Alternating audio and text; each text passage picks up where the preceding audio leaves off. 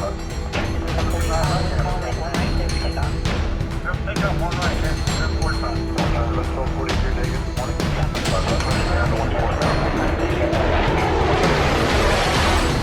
folks. Welcome back to another episode of the Pilot Network podcast with Adam and Matt. Today, we are blessed, beyond blessed. We're lucky enough to speak to Chris Boom Boom Kreske, the owner, proprietor, and overall badass who runs MIL2ATP. Chris, how are you doing today? I'm doing great. Thank you for asking. How are you? Oh, man, I couldn't be better. Up here in Milwaukee, Wisconsin, it's February, snow's on the ground. It's kind of a winter wonderland. I'll trade places with Matt down in Tampa. We all know how nice it is down there this time of year. Yeah, it's sunny and 72 down here, which was a little bit changed from the last couple of weeks when I was up there with you, Boom Boom. Oh, for sure. Yeah, unfortunately, Old Man Winter is here again, and it's ice and sleet and snow outside and about 27 degrees. So, oh man, hopefully this is it for the year. Hopefully it'll start to warm up. And you were having someone go through a 3-day course this weekend, weren't you? Yeah. So unfortunately, I was out on a United trip. I just got back this morning at about 5 a.m. I beat all the ice in.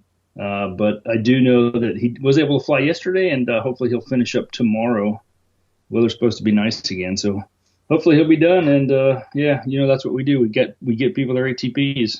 So, well, I think Boom Boom knocked it out right there. He is the ATP guy, and his staff at MIL2ATP just got Matt Sweet through the program, and they've done great work. But before we get to MIL2ATP and the nuts and bolts that kind of make that program tick, Chris, can you just give us a kind of brief synopsis of what led you into aviation? How did you get from little dude Chris to retired or finished up military pilot to flying the Airbus to open his MIL2ATP business? How did that evolve?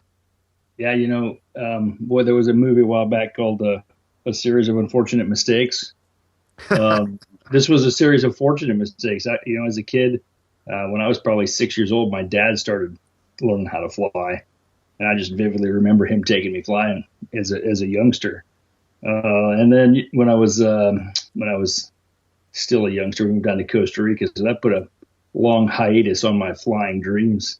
And as soon as I turned 18, I moved back and enlisted in the Air Force. So. Wow. So you went the long route, the road less traveled. Yeah, I thought that too, but there was a lot of Mustangs in the Strike Eagle. I was surprised to see how many previous enlisted guys there were. We had everything from prior security forces in the Air Force to Marine grunts, and they're all doing very well. So it was good to see. Probably about a full 20% of the Strike Eagle pilots were prior enlisted, so that was cool. Were you active duty or Guard Reserve? Yeah, I was active duty for almost 25 years. Oh, we all make mistakes. Yeah, it's all good. I looking back, the only thing I would have done differently is about 10 years ago, I would have gotten into the reserves and gotten an airline job then. Yep. That's about exactly where I'm at right now. Yeah, I certainly had a great time. I ended up doing 6 back-to-back flying assignments, and in spite of that, still managed to make 05 and retire as an 05. So I can't complain. Well, but as I was retiring, I decided that I didn't have a job. I hadn't planned on retiring. Even all of a sudden, I woke up one day and said, "This is no longer for me." And I walked into my boss's office that day and told him I was going to have shoulder surgery. I'd see him in 3 months, and oh, by the way, I'm also retiring. So he was less than pleased. But I decided I was going to buy an airplane, teach my kids how to fly, and the rest is history. I ended up buying a Seneca 2.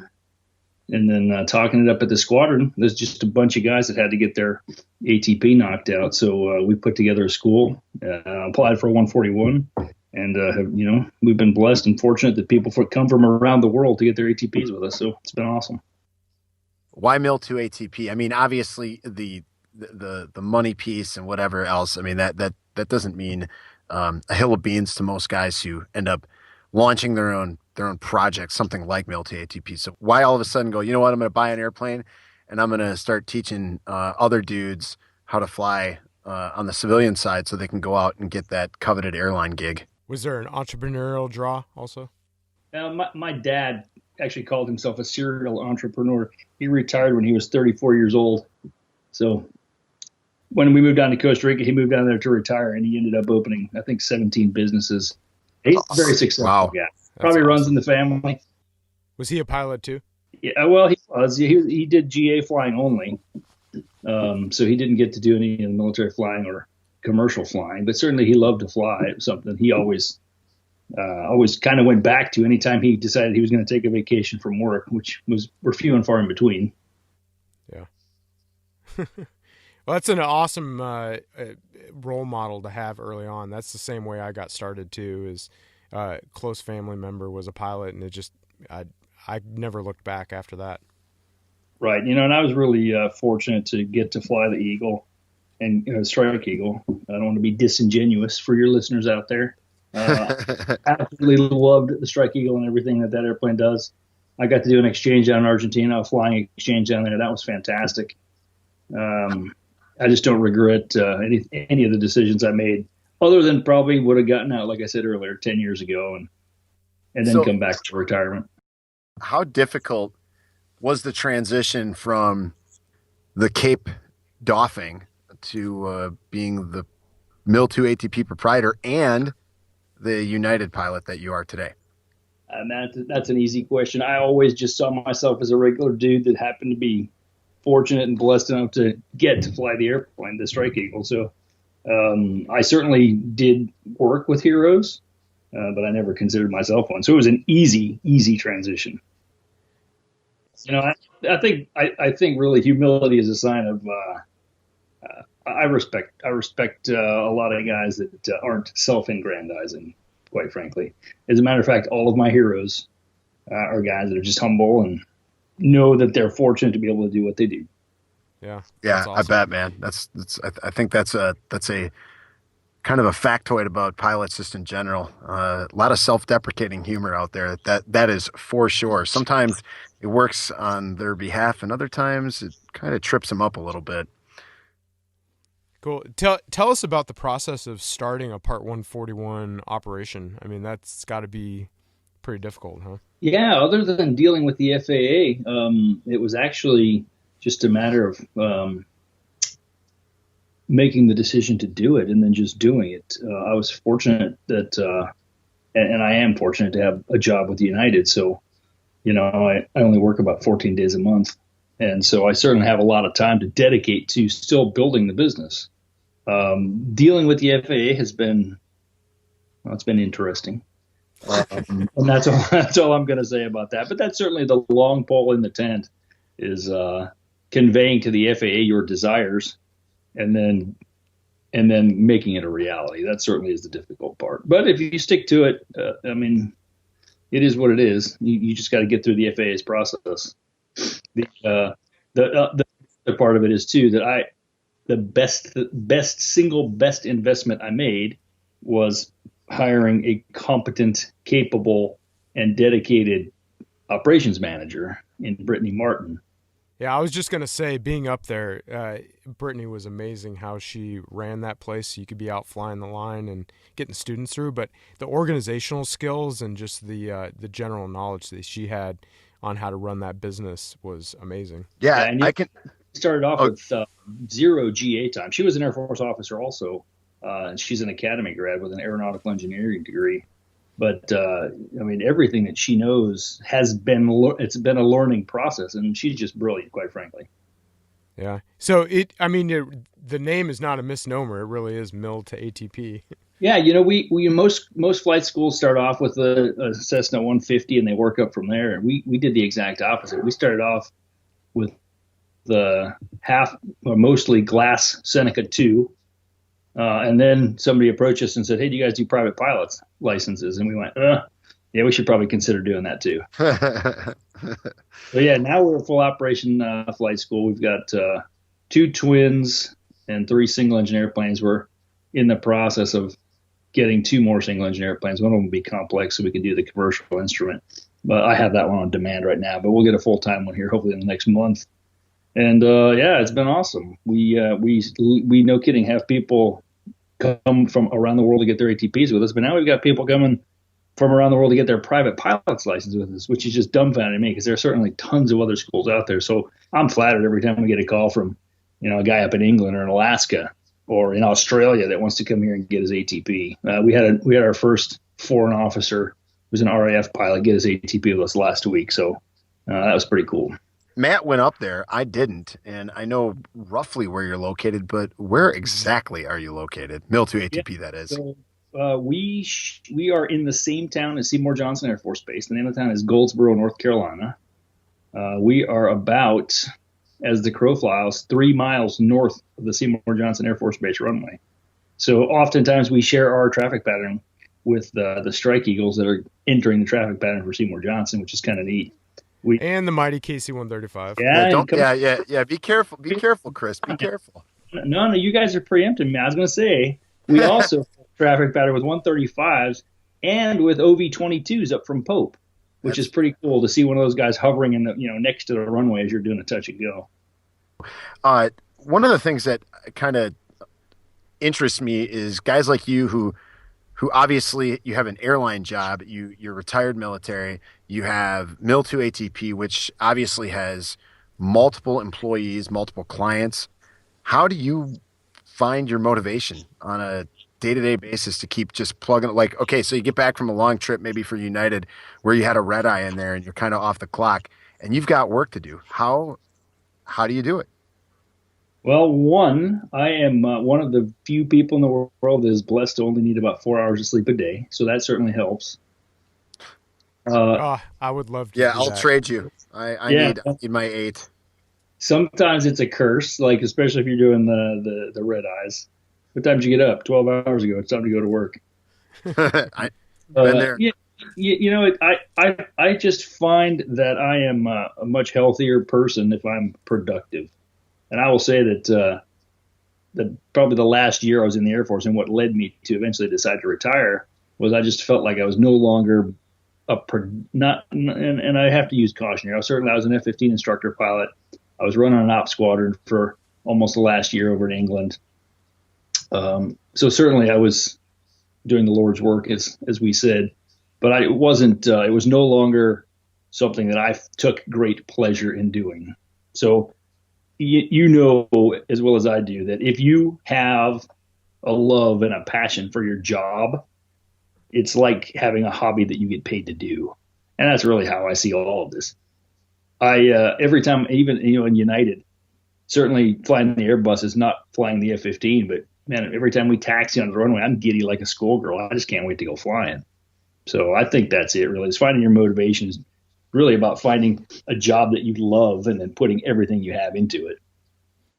I think one of the biggest things that I saw while I was up there, too, is you just had a passion for teaching. Like, literally, you were a teacher, not just an instructor, actually taking some pride in what you were able to teach other pilots was pretty cool. Yeah, I think one of the things I was a booger eating fape, as they say, and one of the things that was big in the Air Force back then was trying to get away from teaching by fear, sarcasm, and ridicule. That's certainly a lesson I took to heart. And then as I moved on to be an instructor of the Strike Eagle, a great guy named Kid Acker said that you weren't a good instructor unless you could teach 3 or 4 different ways of doing the same thing. And so that was the challenge, was not just being able to say, well, here's what the book says, here's how you should do it, but figuring out how a student learns and then teaching to that student's abilities. So certainly that's something I have always tried to do regardless of where I'm teaching. That's awesome. So let me ask you this. You see a ton of military guys coming through there probably. What's some of the normal or trends that you're seeing for military guys coming through the program? Well, I don't want to get myself in trouble here, but so good and bad. Yeah. So, the great thing about military pilots is guys show up prepared. We certainly, because it is a very condensed course, and in our course, you're not buying the check pilot. You show up and you take a check ride. So if you aren't prepared, it certainly is to your detriment. So when guys show up, it actually makes the teaching, the flying part, easier because guys are flying the airplane and they're not worried about V speeds and they're not worried about silly stuff that they should have already memorized. So certainly I appreciate that our military clients show up prepared and motivated. And then, I break it down by what airplane guys come from. For tanker guys, I know that keeping this little bitty airplane on the center line is a problem only because of what you're used to doing. So taxiing is one of the emphasis items for tanker guys. From the time you release the brakes and start rolling till lining up on the center line of the runway. But translating that to later on, tanker guys typically don't have problems landing because you haven't had a HUD your whole life. You understand that you have to look at the departure end of the runway and use your peripheral vision to assess your sink and flare. And that's something the strike eagle guys don't do because they've had a velocity vector their whole life where you simply put it on the end of the runway at 30 degrees nose low, and then you assess the winds and you pull the power based on the winds. And really that's really your only thought process, your weight and the winds. And so teaching strike eagle guys to land can certainly be a challenge. Not to mention the fact that you're transitioning to sitting probably 3 feet off the ground. Right. And to a airspeed that's just above what you guys might classify as a turtle running through the air. Right. Yeah, certainly. It's the landing speed of the Seneca, I'm sure, is well below the stall speed of the KC-135. So it's certainly, and like you said, you're about 50 feet lower, not quite 50, but 30 feet lower. So that's a challenge. But honestly, one landing and tanker guys usually overcome that pretty quick. So, you teach it to each type of Air Force pilot has its challenges. There's the rotor guys too. You tell them to add power, and because they usually have the collective in their right hand, it means pull it backwards. So in the flare, you're like add power, and they go to idle. That's a challenge. So sure, we try and preemptively teach to the most common errors that folks make, and then we're very attentive to make sure that we don't put ourselves in a position, where we could damage the airplane or hurt somebody. So. You talked a lot about the military guys out there. What are you guys seeing with restrictive ATPs? How are you guys handling that new little wrinkle in the mix that the FAA has put out there? On the network, we've seen some flight schools not doing it. Yeah, we looked into that because we saw it on the network too. And, we with great success, put several restricted guys through with no problems and no hiccups at all. I mean, quite simply, it's addressed in the FARs. We talked to the examiners about it. We do use 4 different examiners. So again, like I said, you're not paying for the examiner to show up and give you the rubber stamp. We use different examiners, and we've had great success with all 4 of them. But we certainly talk to the examiner about the candidate, the ATP pilot, before the check ride. And we make sure that everything is ironed out before a person even shows up for the course, so that when you show up, it's a matter of some quick administrative paperwork, and then we do ground ops and we go flying. So I don't understand why schools are having a problem with it. Quite frankly, I'm happy they're having a problem with it because they're steering people towards us. Well, it sounds like it's good business practice to know the ins and outs of the FAR, so you can cater to the largest clientele available. And that's where Brittany's coming in, I think, right? Yeah, absolutely. And we have a pretty good relationship with the FSDO out in Greensboro. If we have a question, we simply call them and we get the FAA interpretation. So there's no, well, I think it's this. We always have the answer, and we are very good about emailing them so that they reply back and we have it in writing. So there's just no guessing games. When we don't know, we get the answer from the FAA. Perhaps that's an advantage too of being a 141 school, is the FAA has to take our calls. So we're seeing on the network a ton. Everyone who did the mad dash to get their written done probably a year and a half ago, 18 months ago, we're coming up on that 24-month deadline. What do you foresee the next few months looking like? I think if guys haven't already booked their ATP with a school somewhere, they're behind. Because simply put, there are not enough examiners out there to cover all of the folks that have a written test that's going to expire. And that's just a fact. The examiners are allowed to do 2 check rides a day.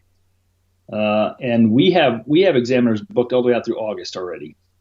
We have stopped taking reservations for the last 2 weeks of July. We're just not willing to, have the weather go bad, or we're not going to put someone in a position of, sorry, man, it's now August 1st and you didn't get done because the weather was bad. So the real limiting factor is going to be examiner availability. And, I'm guilty of it too. As a Strike Eagle pilot, my mantra was nearest hottest threat, or, close rocks versus far rocks. And if it wasn't something that I had to do today, unfortunately, sometimes it got put off. And there are a lot of guys that are not going to get their ATPs done simply because they are waiting until they can take leave to schedule it. And they really should schedule it and then make sure they get the leave to get it done. Yeah, I think Matt and I both see that just in the network is amazingly a bunch of type A personalities who do a great job at learning their craft, honing their skill, and executing that skill set on a daily basis. Procrastinate. I know I was one of them. I could tell you some stories about me delaying just getting my multi-engine commercial because of my own stupidity as a child, a 26-year-old child, but a child nonetheless. And I feel that it did negatively affect me moving forward in my career on the civilian side of that.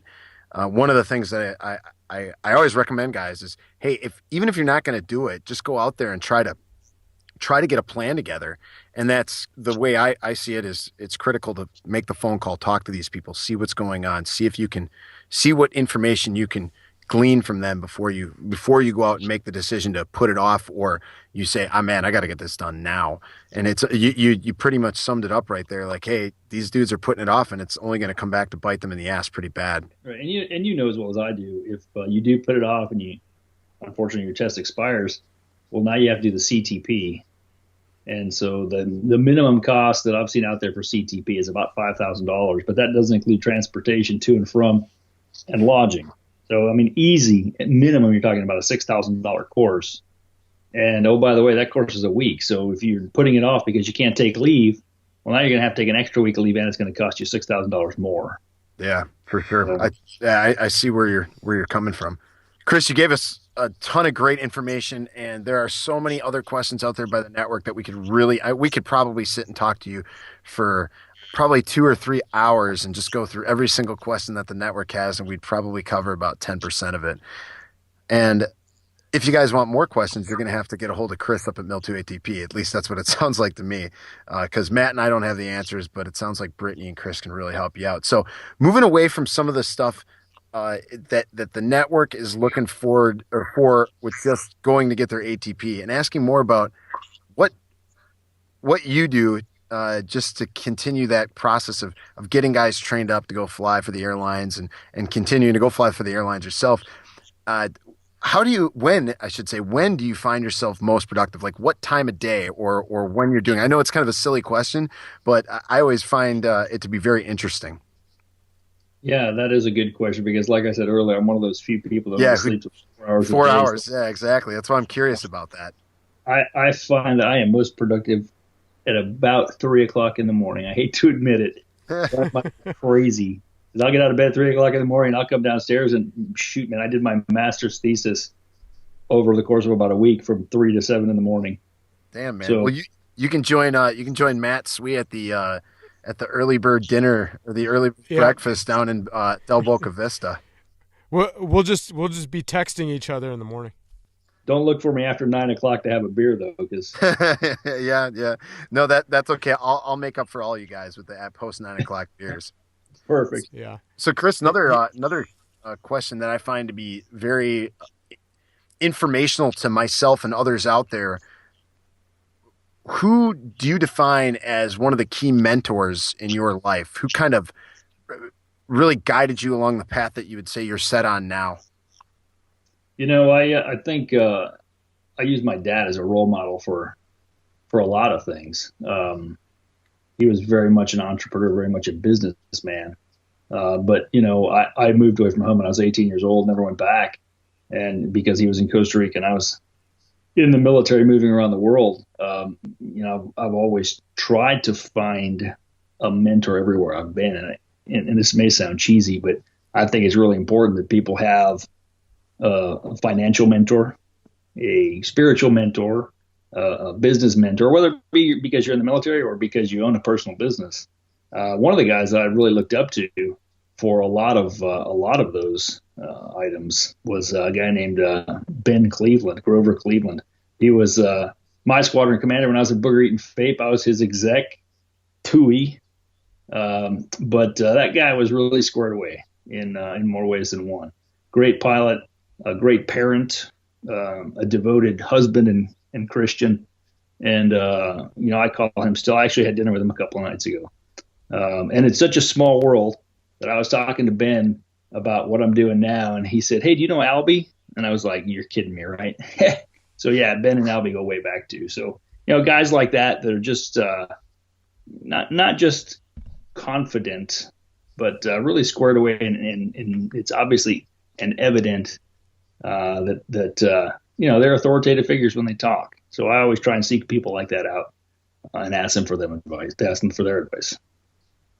Since you have a lot of the network is probably 50% active duty, transitioning to guard reserve into the airlines, is there anything that you would have done different in the path you took to entrepreneurship, into the commercial airlines, retirement, other than just getting out a little bit earlier? I know that was your specific path, but is there anything else that you would recommend to people who were you 10 years ago? Yeah, I didn't realize this until I had already made up my mind that I was getting out. But a really smart four-star that mentored me for a while I was over in USAFE said in private, and he will probably never say it in public. He said every single person in the Air Force should be in some state of transition from the Air Force because every career ends. So you should always have a plan B. I think what I see a lot, a very common question I see on the network is, holy crap, what do I do about my logbook? And I think, that certainly caused me a lot of consternation as well. And I think I would probably, if I could go back in time and say, I'm gonna do this one thing differently, and I would have started filling out a logbook from the time I started pilot training. I would have put every single sortie in there, and I wouldn't have lost, for a guy that only sleeps 4 hours a day, for me to say I lost sleep over that really means something. I would have done that too. I still have every 781, even from the very first intro tweet flight, but man, none of it's in a logbook. Yeah, I've got those too. But, I ended up, when I was over in England, I would get up at 3 o'clock in the morning and very dutifully 2 or 3 hours a day for, I don't even know how long it took me, but I was a FAPE. So sometimes I flew 3 times a day, and I did 6 flying assignments back to back to back. So there's a lot of line item entries that I put into an electronic JIP spreadsheet. And there's a lot of questions out there on the network still, like, what do I do with my student time? How do I log this? How do I would have asked those questions early on from a smart airline HR rep or an airline pilot, and I would have had the right stuff already filled out. It would have been easy. Yeah, I think almost all of us can kind of look back and think that there was some one of those things that we needed. I agree with you, man. I did not keep as tight of a logbook as I needed to do.